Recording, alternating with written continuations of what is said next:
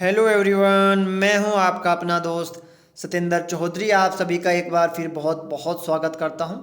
दोस्तों, हमेशा की तरह एक और बहुत ही इम्पोर्टेंट लेक्चर हम यहां पे एक बहुत ही इम्पोर्टेंट टॉपिक डिस्कस करेंगे। जो पिछला टॉपिक था हमारा ओवरव्यू ऑफ इमिशन, उसी को हमने यहाँ पे कंटिन्यू किया है। तो बात करते हैं एयर की। एयर में 100% प्योर ऑक्सीजन नहीं होती, उसका एक पर्टिकुलर कॉम्पोजिशन होता है, सभी को पता है। बट दो मेन गैसेस होती हैं एयर में। 78% होती है नाइट्रोजन और 21% होती है ऑक्सीजन। बिल्कुल सामान्य कंडीशन पे, नॉर्मल टेम्परेचर पे दोनों की दोनों गैसेस अनरिएक्टिव हैं, अलग अलग रहती हैं। बट जब आप कहीं किसी पावर प्लांट में या किसी इंजन में जहाँ पे बहुत ज़्यादा टेम्परेचर होता है, वहाँ पे देखें तो आपका एयर में जो नाइट्रोजन और ऑक्सीजन है वो एक दूसरे से रिएक्ट कर जाती हैं और रिएक्ट करके बनाती हैं नॉक्स। ठीक है। जो नॉक्स हाई टेम्परेचर की वजह से बनती है उसको आप कहेंगे थर्मल नॉक्स। बहुत ही इंपॉर्टेंट पॉइंट है। थर्मल नॉक्स कौन सी होती हैं? जो कि हाई टेम्परेचर की वजह से प्रोड्यूस होती हैं, उसको आप थर्मल नॉक्स कहोगे।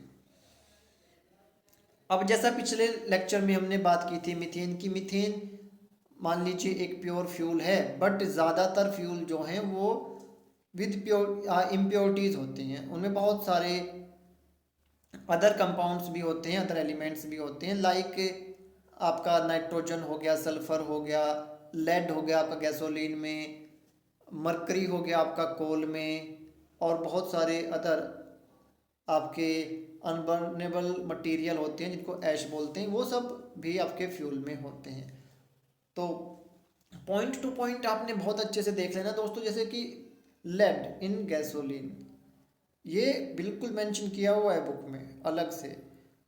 मरकरी इन कोल, तो इसका एक मोटिव है, इसका एक पर्टिकुलर मोटिव है। वो ये है कि आपको पता होना चाहिए कि कोल बर्न होगा तो मरकरी रिलीज होगा, गैसोलीन बर्न होगा तो लेड रिलीज होगा। तो ये सारे जो इम्प्योरिटीज़ हैं उसमें, जब हम उसको फ्यूल को बर्न करोगे तो ये सारे इम्प्योरिटीज़ जो हैं डिफरेंट डिफरेंट फॉर्म में रिलीज होंगी एटमॉस्फेयर में। तो यहाँ पे जो नाइट्रोजन है, वो नाइट्रोजन जब ऑक्सीजन के साथ में रिएक्ट करके जो नॉक्स बनाएगी उसको आप क्या कहेंगे? Fuel NOx. ठीक है।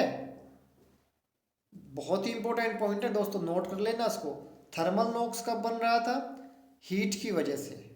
और फ्यूल नॉक्स जब फ्यूल में नाइट्रोजन है उसकी वजह से जो नाइट्रोजन डाइऑक्साइड जो हैं वो आपके प्रोड्यूस हो रहे हैं, तो उसको आप क्या कहेंगे? Fuel Knox. एक्स का मतलब क्या है? NO प्लस NO2 दोनों आते हैं नॉक्स में। ठीक है। इसमें कभी भी कंफ्यूज आपने नहीं होना है। NO plus NO2 is equal to NOx. Nitrogen dioxide basically जैसे जुबान पे चढ़ा होता है क्योंकि 95% वही निकलता है। ठीक है। 95% जो है वो ही हम मेज़र कर पाते हैं, क्योंकि इनिशियली थोड़ा सा एक्सटेंड कर देता हूँ मैं यहाँ पे इस चीज़ को। इनिशियली NO बना, जैसे ही वो बाहर एटमॉस्फेयर में आएगा वो एकदम से NO2 में कन्वर्ट हो जाएगा। इसलिए जब भी हम टेस्टिंग करते हैं, स्टैक मॉनिटरिंग करते हैं, तो NO लगभग 0 या 1-2 ppm शो करता है, और जो NO2 है वो बहुत ज़्यादा भी पावर प्लांट जैसे यूनिट में दिखाई देता है। तो इसीलिए मोस्ट फ्रिक्वेंटली NO2 ही मुँह से निकलता है। बट नॉक्स जो है NOx का मतलब होता है NO प्लस NO2। तो एक पॉइंट मैं आपको क्लियर कर रहा था कि थर्मल नॉक्स कब बनता है? हीट की वजह से। और जो आपका फ्यूल नॉक्स है वो कब बनेगा? जब आपके फ्यूल में नाइट्रोजन होगा। तो दोस्तों, ये जो सारे के सारी इम्प्योरिटीज़ हैं, ये जब हम इनको बर्न करेंगे तो बहुत सारे पोलूटेंट रिलीज करेंगे। CO2 निकलेगा, आपका CO निकलेगा, नॉक्स निकलेंगे, सॉक्स निकलेंगे, लेड निकलेगा, मर्क्यूरी निकलेगा, पर्टिकुलेट मैटर निकलेंगे और आपकी ऐश निकलेगी। ये सब अलग अलग टाइप के पोल्यूटेंट हैं जो कि फ्यूल को बर्न करने पे रिलीज होंगे। अब देखिए आप ये नेक्स्ट रिएक्शन देखो, लास्ट वाली VOCs। ठीक है, VOCs एक प्रोसेस से रिलीज हो गया। नॉक्स अभी बताया कि थर्मल नॉक्स और फ्यूल नॉक्स प्लस सनलाइट, इन्होंने तीनों ने रिएक्ट किया, रिएक्ट करके आपके फोटोकेमिकल स्मोक बना दिया। फोटोकेमिकल स्मोक में क्या है आपके ओजोन और बहुत सारी चीज़ें हैं। डिटेल में इनको हम 1 बाय 1 करेंगे, यहाँ पे जस्ट ओवरव्यू ले लेते हैं।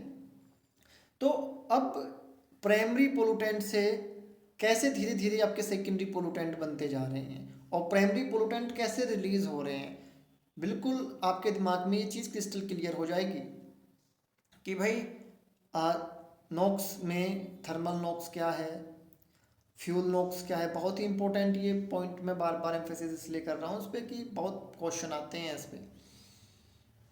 अब ओजोन आई।